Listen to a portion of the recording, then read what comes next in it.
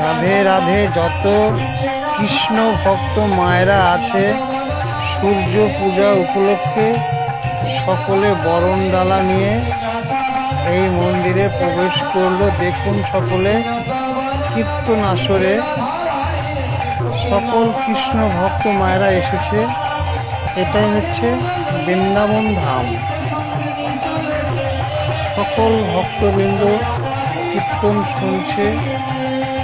আপনারা আসবেন, আজকে সারা রাত্রি হবে কীর্তন। কীর্তন শেষে মহাপ্রভু ভোগ আগামীকাল এবং মৎস্যের আয়োজন করা হয়েছে।